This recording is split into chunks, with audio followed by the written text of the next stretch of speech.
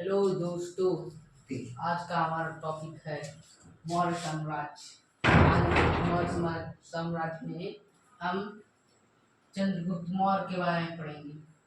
मौर्य साम्राज्य क्या मतलब चंद्रगुप्त मौर्य कौन थे, इनके बारे में हमें पहले जानना चाहिए। चंद्रगुप्त मौर्य मौर्य साम्राज्य के संस्थापक थे। इन्होंने मौर्य साम्राज्य की स्थापना की थी। ये वीडियो इतना एक्सपेंशन वाला होने वाला है कि ये वीडियो बहुत ही महत्वपूर्ण है।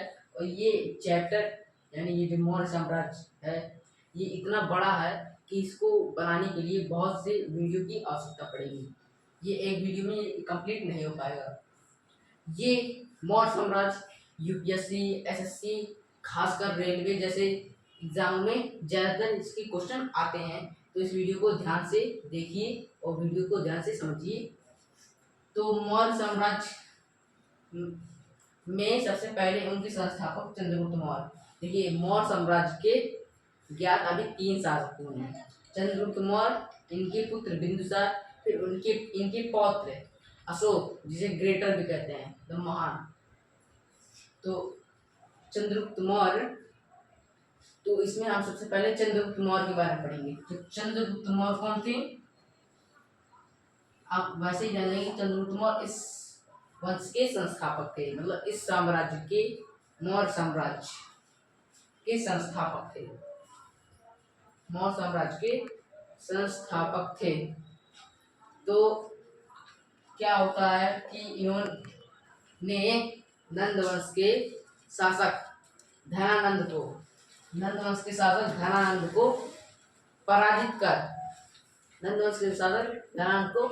पराजित कर उनको मार दिया तथा इन्होंने मगध साम्राज्य में एक नया राजवंश, मौर्य राजवंश को स्थापना की।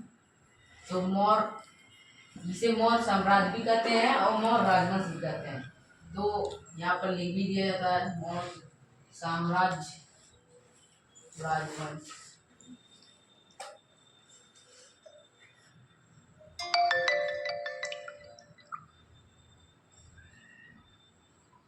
मौर्य राजवंश तथा मौर्य साम्राज्य।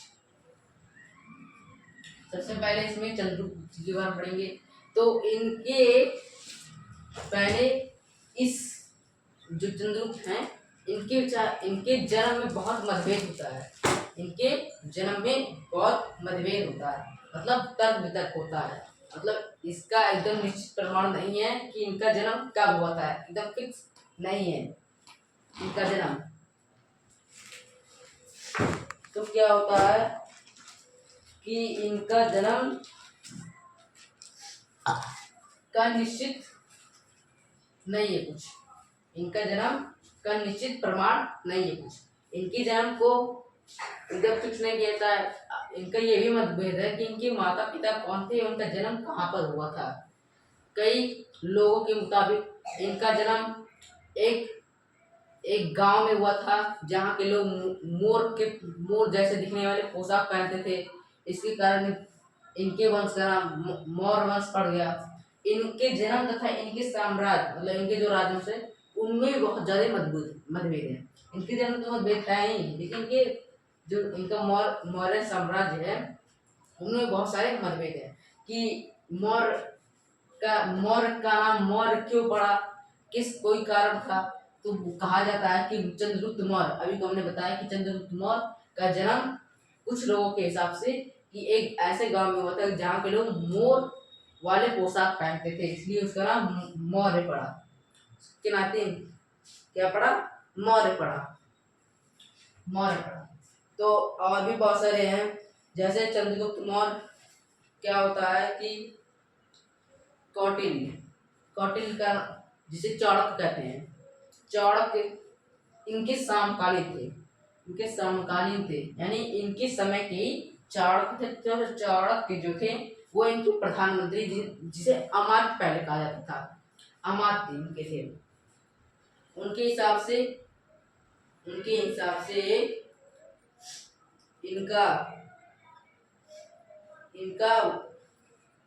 इनका जन्म पाटलिपुत्र में हुआ था। इनका जन्म पाटलिपुत्र में हुआ था, लेकिन कुछ लोग के मुताबिक एक ऐसे गांव में हुआ था जहाँ के लोग मयूर पोशाक पहनते थे, तथा जो कौटिल्य यानी चाणक्य है उनका जन्म इनका कहा जाता कि पाटलिपुत्र में इनका जन्म हुआ था। तो उन्होंने एक पुस्तक भी लिखी है चाणक्य ने, अर्थशास्त्र, जिसका आजकल भारत में बहुत ज्यादा उपयोग हो रहा है इस पुस्तक से। तो उसमें लिखा कि इनका जन्म पाटलिपुत्र में हुआ था। इनका जन्म पाटलिपुत्र में हुआ था। इनका कोई सन फिक्स नहीं कि इनका जन्म कब हुआ था, क्योंकि यहाँ पर अभी मतभेद है कि यहाँ पर इनका जन्म हुआ कहाँ था, तो उनका जन्म कैसे बता दिया जाएगा। तो क्या होता है कि इनके जो एक पुस्तक है इनकी समकालीन मुद्रा राक्षस, एक नाटक है जो कि पुस्तक में है, उसमें बताया जाता है कि ये जो चंद्रगुप्त हैं एक मूरा नामक एक स्त्री से उत्पन्न हुए थे। कौन? चंद्रगुप्त एक मूरा नामक स्त्री से हुए थे। तो इनके पिता एक कुल के राजा थे, जो कि एक किसी दूसरे राजा द्वारा मार दिए गए थे, और इनकी माता भाग के पाटलिपुत्र में आ गई थी। तो देखिए अभी हमने 3 मतभेद बताया है। एक कोई गांव था जहाँ के लोग मयूर पोशाक पहनते थे, और एक बुरा नाम स्त्री, और एक इनका जन्म पाटलिपुत्र में हुआ था। तो इनकी इतने डिस्कस है, यानी इनका अगर हम एक संक्षिप्त जीवन परिचय जाने तो हम भी उस जीवन परिचय को एकदम नहीं कह सकते कि ये एकदम सत्य ही है। लेकिन क्या होता है कि तो अब इनके जन्म के बारे में मतभेद हम जान गए हैं, यानी इनका एक सामान्य परिचय जान गए हैं। और अब इनके बारे में थोड़ा और जान जाते हैं। बहुत सारे लोगों, खासकर ब्राह्मणों द्वारा कहा जाता है कि चंद्रगुप्त वैश्य थे, यानी चंद्रगुप्त शूद्र थे, वैसे नहीं, चंद्रगुप्त शूद्र थे। शूद्र मतलब सबसे निम्न कुल का होता है। 4 वर्ड होते हैं ना, बताया था हमने आपको एक वीडियो में वैसे में कि 4 वर्ड होते हैं, ब्राह्मण, क्षत्रिय, वैश्य, शूद्र, 4 होते हैं। ब्राह्मण कौन होते हैं? जो कि जैसे पूजा पाठ करते हैं, यानी सबसे ऊंचे कुल, जिन्हें प्रधानमंत्री या जिससे राजा सलाह देते हैं, उन्हें कहते हैं। और क्षत्रिय कौन होता है? जो कि युद्ध करते हैं, क्षत्रिय होते हैं। वैश्य कौन होते हैं? जो व्यापार करते हैं। शूद्र कौन होते हैं? जो इन तीनों की सेवा करते हैं, उन्हें शूद्र कहते हैं, यानी सबसे निम्न कुल का। तो बहुत सारे मतलब ब्राह्मणों तथा और अन्य जो खोज करता है, उन्होंने कहा कि चंद्रगुप्त वैश्य हैं। चंद्रगुप्त कौन है? वैश्य हैं। वैश्य मतलब सॉरी शूद्र। चंद्रगुप्त शूद्र है, यानी सबसे निम्न कुल के हैं। और कुछ विद्वानों द्वारा कहा जाता है कि चंद्रगुप्त क्षत्रिय हैं। चंद्रगुप्त क्षत्रिय योद्धा है, योद्धा। तो ये भी एक बहुत बड़ा मतभेद है। ये इनके मौर्य राजवंश में ही सबसे बड़ा मतभेद है। इनके जन्म को तो अभी हमने बताया, लेकिन इनका जो मौर्य साम्राज्य है, वो भी बहुत कठिनाई से, मतलब बहुत दिक्कत होता है कि ये किस वर्ण का है, कैसा है ये। तो अभी मतभेद हमने जाना कि ये मौर्य साम्राज्य के लोग या चंद्रगुप्त मौर्य, क्योंकि संस्थापक है ना, इसलिए चंद्रगुप्त मौर्य से रिलेटेड है ये। तो कहा जाता है कि मौर्य साम्राज्य के लोग शूद्र थे, या फिर मौर्य शूद्र थे, या मौर्य क्षत्रिय थे, यानी तो इसका मतलब ये भी हो सकता है कि चंद्रगुप्त ही शूद्र हैं, चंद्रगुप्त ही क्षत्रिय हैं। ये सब रिलेटेड चंद्रगुप्त मौर्य से ही हो रहा है। तो कुछ पुस्तक जैसे हमने अभी बताया, मत्स्य पुराण, मुद्रा राक्षस जैसे नाटक में इन्हें शूद्र बताया गया है, तथा महापरिनिम्बन तथा बोधिवंश जैसे ग्रंथ, बोधिवंश, महावंश जैसे ग्रंथों में इन्हें क्षत्रिय बताया गया है।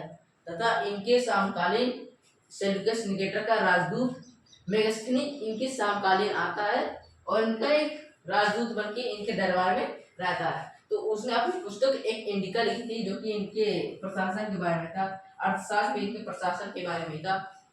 तो अर्थशास्त्र में और इंडिका में इन्हें शूद्र ना बता के इन्हें क्षत्रिय ही बताया गया है। क्योंकि अगर आप जानेंगे कि इनके पौत्र जो कि अशोक द ग्रेटर है उन्हें क्षत्रिय ही कहा जाता है, ना कि उन्हें शूद्र कहा जाता है। तो जब वो क्षत्रिय तो ये क्यों नहीं क्षत्रिय हो सकते, इन्हें क्षत्रिय नहीं कहा जाएगा, इन्हें क्षत्रिय ही कहा जाएगा। तो ज्यादातर कहा जाता है कि मौर्य क्षत्रिय थे, मौर्य शूद्र नहीं थे। अब 80% मौर्य क्षत्रिय थे, 80% मौर्य क्षत्रिय थे, 20% के हिसाब से मौर्य शूद्र हो सकते हैं। तो हमने इनका एक संक्षिप्त जीवन जाना, मौर्य में चंद्रगुप्त मौर्य का हमने एक संक्षिप्त जीवन जाना, इनके मतभेद जाने, मतलब इनके जन्म के मतभेद जाने। तो इसका निश्चित नहीं है, इसलिए आप इसे दिमाग में थोड़ा बैठा लीजिए कि अगर क्वेश्चन में आएगा थोड़ा ऐसे ही आएगा कि जैसे पूछ सकता है कि इनका जन्म कैसे हुआ था, मतलब इनका जन्म में इनका जन्म कहाँ हुआ था, कोई गांव में हुआ था, मतलब कोई ऐसा गांव है कुल है जहाँ के लोग मोई पोशाक पहनते थे, ऐसा भी आ सकता है। या फिर आ सकता है पाटलिपुत्र में इनका हुआ था, या फिर ऐसा कि इनके पिता एक राजा थे जिन्हें एक राजा द्वारा मार दिया गया था और इनकी माता इन्हें वहां छोड़ के इन्हें पाटलिपुत्र में ले जाया गया था। तो ऐसा भी हो सकता है, ऐसे भी प्रश्न आ सकते हैं। पूछा जाएगा कि चंद्रगुप्त का एक संक्षिप्त जीवन परिचय बताइए, मौर्य साम्राज्य के मतभेद बताइए कि मौर्य साम्राज्य में क्या मतभेद है, मौर्य शूद्र होते हैं कि मौर्य क्षत्रिय होते हैं, जिससे अभी हमने एक संक्षिप्त जीवन परिचय जाना है। लेकिन आप ये जान जाइए कि मौर्य साम्राज्य को बहुत डीप में ही पढ़ना है। देखिए इसमें मतभेद है, इसलिए इसे हम संक्षिप्त में बता रहे हैं, क्योंकि अगर इनकी और सारी चीजों के बेहतर इनके साम्राज्य विस्तार के बारे में, इनके मूल्यांकन के बारे में पढ़ेंगे तो उसे डीप में पढ़ेंगे। लेकिन जो ये मतभेद है इसे हम डीप में नहीं पढ़ सकते, क्योंकि अगर इसे डीप में पढ़ेंगे तो बहुत कंफ्यूजिंग होगा, इसलिए हम इसे संक्षिप्त में ही पढ़ते हैं। तो अब हम मौर्य चंद्रगुप्त मौर्य का एक प्रारंभिक जीवन के बारे में हम जान चुके हैं। अगर हमें थोड़ा और जानना चाहिए चंद्रगुप्त मौर्य के साम्राज्य विस्तार में भी जानना चाहिए, थोड़ा और हम जाने उनकी इसके मूल्यांकन के बारे में भी जानना चाहिए, थोड़ा और जाने कि इसने क्या क्या किया था, कैसे कैसे इसने साम्राज्य विस्तार किया था, इसका प्रशासन कैसे था, इन सब के बारे में जानना चाहिए। और क्या जानना चाहिए इनके बारे में, इनके पूरे साम्राज्य जो इनका मौर्य राजवंश या मौर्य साम्राज्य है उनके कैसे कैसे राजा हुए हैं, कौन कौन राजा हुए हैं, इन सब के बारे में हमें जानना चाहिए।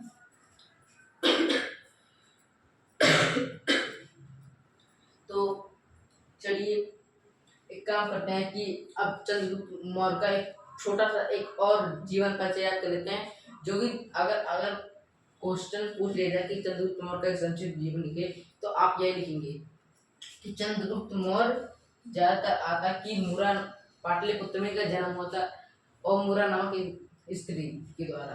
तो इनका जीवन परिचय क्या होगा कि इनका जन्म पाटलिपुत्र में हुआ था, ये राजा कैसे बने ये भी पूछ सकते हैं। तो चौड़क जो है वो तक्षशिला के आचार्य थे, तक्षशिला के आचार्य थे। तो क्या होता है कि अलेक्जेंडर जो कि सिकंदर है, आपने पढ़ा था कि उसने तक्षशिला पे भी आक्रमण किया था। तो तक्षशिला मतलब सिकंदर की बढ़ती हुई ऐसे आक्रमण को देख के वो भयभीत हो गए और वो मगध के राजा घनानंद के पास जा गए, क्योंकि उस टाइम भारत में सबसे पावरफुल साम्राज्य किसका था, घनानंद का था। मौर्य उस टाइम थे नहीं।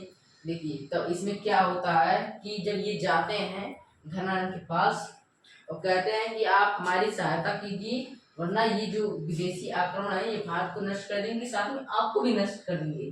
तो क्या होता है, घनानंद रहता है अहंकारी, उसने वो क्या करता है, इनका मजाक उड़ाता है, उनका तिरस्कार करता है, अपमान करता है और इन्हें अपने राजवंश से मतलब अपने राज दरबार से भगा लेता है राजवंश से। तो इन्होंने प्रण ले लिया था कि मैं इस राजा को ऐसे नहीं रहने दूंगा, इससे प्रजा बहुत असंतुष्ट रहेंगी। मैं इस राजा का विनाश कर दूंगा तथा इसके राजवंश को विनाश कर दूंगा। एक अच्छे ऐसे योग्य राजा को स्थापित करूंगा जो कि इस राजवंश को यानी इस साम्राज्य को चलाने में सहायक हो। तो इन्होंने ऐसे एक दिन जा रहे थे तो चंद्रगुप्त मौर्य अपने मित्रों के साथ एक खेल खेले थे राजा वाला। तो ये भी ऐसे मतलब कोई इनका एक साथी आता है, इनका नाटक करता है कि मेरे साथ कीजिए, मतलब एक नाटक खेलते हैं, खेल खेलते हैं। तो उसमें ये बहुत बढ़िया तरीके से न्याय करते हैं। तो ये चीज चाणक्य देख लेते हैं, तो चाणक्य इनको अपना शिष्य बना लेते हैं। चाणक्य से इनकी मित्रता हो जाती है, क्योंकि अभी क्या होता है कि इससे चंद्रगुप्त भी असंतुष्ट रहता है कि घनन इतना को अहंकारी से हटा देना चाहिए, और चाणक्य को भी ये दिक्कत है। तो इन दोनों ने मिलके घनन पे आक्रमण किया। तो पहली बार उन्होंने घनन को नहीं हरा पाए थे, तो दूसरी बार घनन की सीमावर्ती यानी उनकी सीमा से लगने वाले राज्य को जीता। फिर उनके केंद्र पे आक्रमण किया, जिसके कारण इस आखिरी युद्ध में घनानंद मारा गया, जिससे कि नंदवंश का पतन हो गया और नए साम्राज्य मौर्य साम्राज्य की स्थापना हो गई।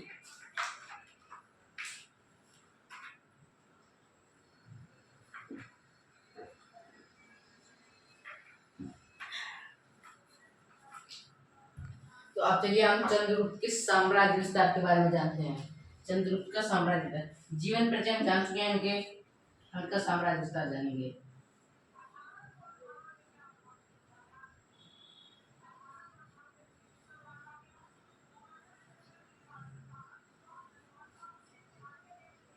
साम्राज्य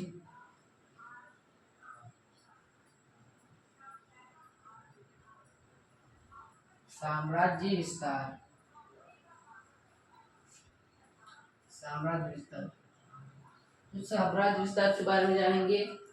तो साम्राज्य जो होता है वो बहुत ज्यादा लोकप्रिय है। सबसे पहले इनका आक्रमण घाना पे नहीं होता है, सबसे पहले इनका आक्रमण पंजाब तथा सिंध प्रदेश एक जगह का नाम था, तथा पंजाब में ये आक्रमण करते हैं। इससे पहले तो क्या होता है कि एक बहुत इम्पोर्टेंट क्वेश्चन मेरे दिमाग में अभी आया है, तो आपको बता दिया जाता है। पूछा जाता है कि चंद्रगुप्त ने राजगद्दी कब पाया। मैंने अभी ये नहीं बताया कि चंद्रगुप्त राजगद्दी कब पाते, हमने डायरेक्ट साम्राज्य विस्तार बता दिया है। तो चंद्रगुप्त राजगद्दी पे कब पाया है, कब बैठा, ये हम जानते हैं।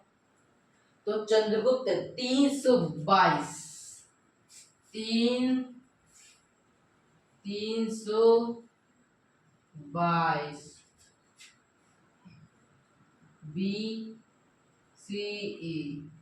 322 ईसा पूर्व पे इसने राजगद्दी पे बैठा। 322 ईसा पूर्व में चंद्रगुप्त मौर्य। तो इन्होंने सबसे पहले किस पे आक्रमण किया, पंजाब पे आक्रमण किया तथा सिंधु प्रदेश पे आक्रमण किया। तो 323 में सबसे पहले इन्होंने किस पे आक्रमण किया, पंजाब पर।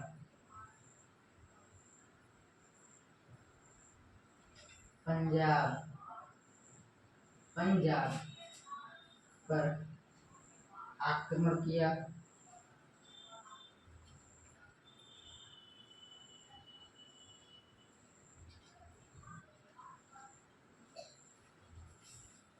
कब आक्रमण किया इन्होंने, 323 ईसा पूर्व में 323 ईसा पूर्व में इन्होंने पंजाब पे आक्रमण किया और पंजाब के राजा को इन्होंने मार दिया। पंजाब के राजा जो थे उनको इन्होंने मार दिया, यानी जान से राजा को मार दिया, जिससे वहां पे अराजकता फैल गई, यानी कोई शासन करने वाला नहीं है। अब सब लड़ने लगा कि हम राजा बनेंगे, हम राजा बनेंगे। तो ऐसे वहां पे अराजकता फैल गई, लोग लड़ने लगे। इस परिस्थिति को को चंद्रगुप्त ने लाभ उठाया। उसने क्या किया कि उसने एक एक युद्ध छेड़ दिया।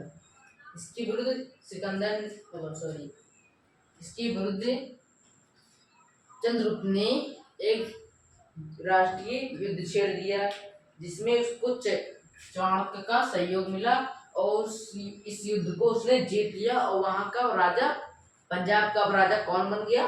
चंद्रगुप्त मौर्य। चंद्रगुप्त मौर्य कहाँ का राजा बना? चंद्रगुप्त मौर्य कहाँ का राजा बना? चंद्रगुप्त मौर्य पंजाब का राजा बन गया। चंद्रगुप्त मौर्य पंजाब का राजा बन गया। चंद्रगुप्त मौर्य पंजाब का राजा बन गया और उसने 321 ईसा पूर्व में 321 ईसा पूर्व में सिंधु प्रदेश, अभी हमने बताया ना कि इसने पंजाब पे आक्रमण किया और सिंधु प्रदेश पे इसने पहले विजय पाया। तो 323 ईसा पूर्व में इसने 323 ईसा पूर्व में इसने पंजाब पे आक्रमण किया और उसको जीत लिया, वहां के राजा को मार दिया। और जो 321 ईसा पूर्व में इसने सिंध प्रदेश को अपने साम्राज्य में मिला लिया, यानी वहां के राजा को भी इसने मार दिया। अब दूसरा आता है कौन? दूसरा आता है नंद वंशों का विनाश, यानी मगध के राजा घनानंद की मृत्यु हमेशा के लिए। तो अब दूसरे कौन आते हैं?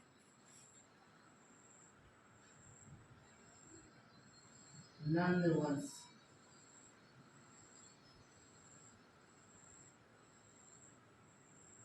नंद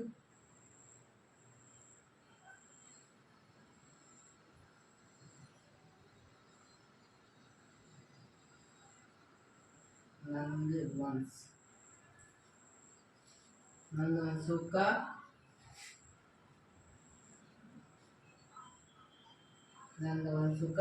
विनाश। नंद वंश का विनाश। तो क्या होता है कि जब इन्होंने सिंधु पंजाब के राज्य पर आक्रमण करके उस राज्य को अपने अधिकार में ले लिया था, तो तब इनको जब चाणक्य की सहायता मिला थी कि अब जब जान गए चाणक्य कि अब ये परिपक्व हो गया है, ये युद्ध करने के लिए परिपक्व हो गया है, तो इसने इनको याद है कि मेरा अपमान घनानंद ने किया था, अब मैं उसका बदला घनानंद से लूंगा। तो अब चाणक्य ने चंद्रगुप्त मौर्य की सहायता से उसने घनानंद पे आक्रमण किया। कहाँ पर आक्रमण किया? उसने घनानंद पे आक्रमण किया। वहां का राजा कौन था?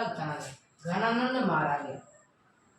ऐसा नहीं कि घनानंद मारा गया। आप सोचेंगे कि जब चंद्रगुप्त मौर्य परिपक्व हो गया तो घनानंद को मिटा देगा, ऐसा नहीं है। आपने पढ़ा था नंद वंश में, जब हमने नंद वंश पढ़ा था तो हमने क्या बताया था कि उसके पिता महापद्मनंद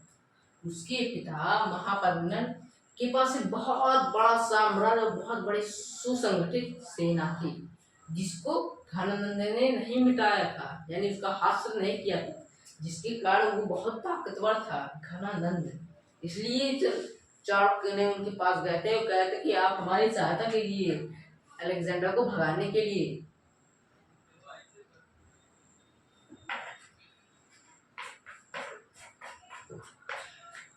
लेकिन ऐसा नहीं होता है। तो अब ऐसा नहीं कि आप चंद्रगुप्त मौर्य ने घनानंद को पहली बार पराजित किया। पहली बार में पराजित चंद्रगुप्त मौर्य हुए थे, क्योंकि घनानंद बहुत पावरफुल था। तो तब इन्हें पता चला कि हमें केंद्र पे नहीं आक्रमण, इन्होंने डायरेक्ट पाटलिपुत्र पे आक्रमण किया, यानी उसकी राजधानी पे आक्रमण कर दिया, जिसके कारण यह हार गए। तब इन्होंने सोचा हम पहले छोटे छोटे प्रदेश यानी उसके सीमावर्ती प्रदेशों को मिटाएंगे, फिर डायरेक्ट जाके हम केंद्र पे आक्रमण करेंगे। तो हम उसको हरा देंगे।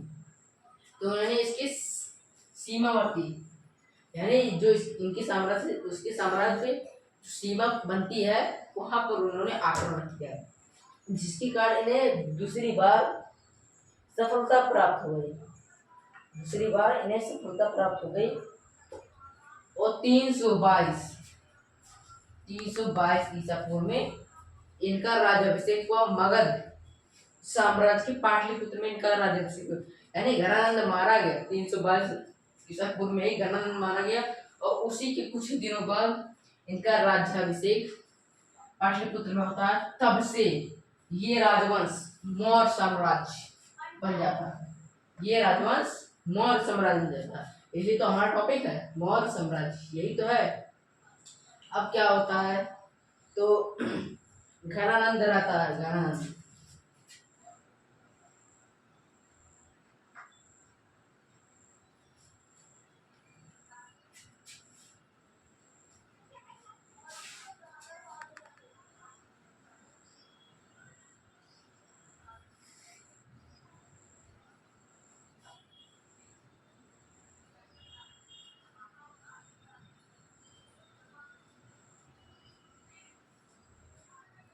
घनानंद रहता है, जिसकी मृत्यु हो जाती है। नंद वंश में विनाश किसका होता है? घनानंद का। अब कौन आते हैं? सेल्यूकस। कौन? सेल्यूकस। सेल्यूकस कौन है? अलेक्जेंडर के एक सेनापति थे। जब सेल्यूकस ने जाना कि अलेक्जेंडर की मृत्यु हुई, क्योंकि अलेक्जेंडर की मृत्यु बेबीलोन में हो गई थी, तब इन्होंने उनके साम्राज्य को अपना साम्राज्य बना लिया और कहा कि मैं इस साम्राज्य का अब शासक हूँ, और इन्होंने फिर से भारत पे आक्रमण किया। अब ये आक्रमण किसके समय? चंद्रगुप्त मौर्य के समय में ही करेंगे। चंद्रगुप्त मौर्य के समय में ही ये आक्रमण करेंगे। तो धनानंद तो मर गया। अब जानेंगे कि चंद्रगुप्त मौर्य अभी पावरफुल ज्यादा नहीं, क्योंकि पावर में आ तो गया लेकिन पावरफुल नहीं है। सोचे कि मैं इस पर आक्रमण करूंगा तो मैं पूरे भारत पर आक्रमण करूंगा और मैं पूरे भारत का राजा बन जाऊंगा। तो इनका सेल्यूकस से युद्ध होता है। इनका सेल्यूकस से युद्ध होता है। तो क्या होता है कि सेल्यूकस भारतीय सम्राट से हार जाते हैं। भारतीय सम्राट चंद्रगुप्त मौर्य से सेल्यूकस हार जाते हैं और कुछ इन्होंने संधि कर लेते हैं। संधि क्या होता है कि इन्होंने पहले वैवाहिक संबंध होता है। इन्होंने अपनी पुत्री हेलेना का विवाह चंद्रगुप्त मौर्य से कर दिया था। इन्होंने अपनी पुत्री हेलेना का विवाह चंद्रगुप्त मौर्य से कर दिया था।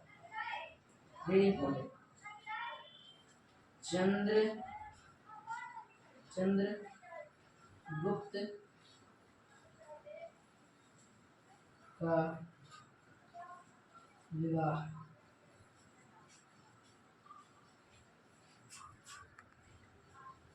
हेलेना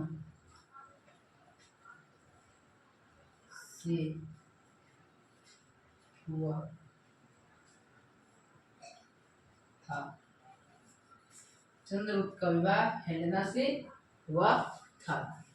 चंद्रगुप्त का विवाह, इस पुत्र थी सेल्यूकस की पुत्र। अब दूसरा कि सेल्यूकस को अपने राज्य के अपने साम्राज्य के 4 राज्य दिए थे, जो कि कौन कौन से? कांधार, कंबूल, काबुल, कांधार, काबुल, हेरात और कम्बोज।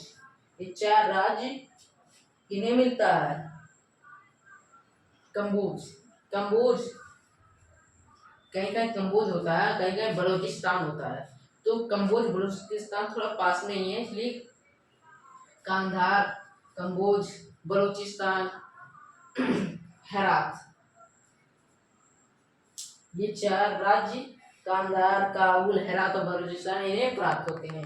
और कि इसके अतिरिक्त इन्होंने अपने एक राजदूत मेगास्थनीस को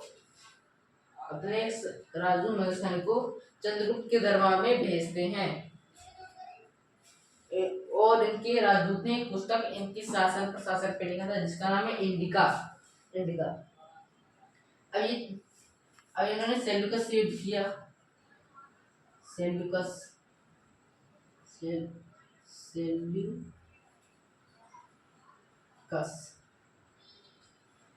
से युद्ध। चौथा ये अब उत्तर भारत पर विजय करते हैं और दक्षिण भारत पर विजय करते हैं। तो उत्तर भारत में इन्होंने सौराष्ट्र के राजा रुद्रदमन से युद्ध करते हैं तथा उनके राज्य को अपने राज्य में मिला लेते हैं। और भी उत्तर में बहुत सारे राजवंश होते हैं, उनको इन्होंने मिला लेते हैं।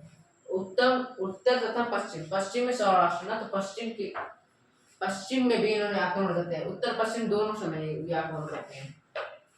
बाद में पूर्व में तो इनका साम्राज्य था ही, बाद में पश्चिम में भी इनका साम्राज्य हो जाता है।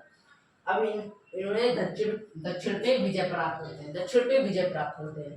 तो दक्षिण पे कौन कौन से लोग हैं, आप पहले ये पता लगा सकते हैं।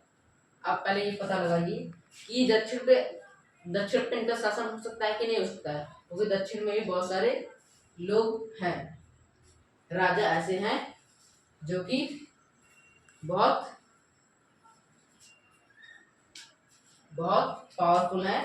तो बहुत लोग कहते हैं कि इनका दक्षिण में साम्राज्य कैसे हो सकता है, क्योंकि उत्तर में जो इनका साम्राज्य तो उत्तर में ही रहता है, दक्षिण में जल्दी नहीं आ पाता भारतीय। तो आप पहले ये देखिए इनकी मृत्यु हुई कैसी। इनकी मृत्यु के कुछ वर्ष पहले इन्होंने अपने पुत्र बिंदुसार को देके ये जैन मुनि भद्रबाहु के साथ दक्षिण में स्वर्ण बेलगोला, जो कि कहाँ पर है, तमिलनाडु में है, वहां पर जाके, तमिलनाडु कर्नाटक में है, तो वहां पर जाके ये निवास कर जाते हैं, मतलब ध्यान करते हैं, और मतलब भोजन न करने के कारण इनकी मृत्यु हो जाती है, मतलब उपवास करने के कारण इनकी मृत्यु हो जाती है। तो आपको इससे पता चला कि स्वर्ण बेलगोला कहाँ है, दक्षिण में है, तो इनका साम्राज्य दक्षिण में होगा ना, ये अपने साम्राज्य के अंतर्गत करेंगे ना। अगर ये दूसरे साम्राज्य के अंदर होंगे तो उस साम्राज्य का राजा इनको मार देगा। ये अपने पुत्र को जब राज्य दिए थे, तो मतलब इनका दक्षिण में राज्य है, यानी इनका साम्राज्य दक्षिण में है। और कुछ पता चलता है कि दक्षिण भारत में इनके सिक्के प्राप्त हुए थे।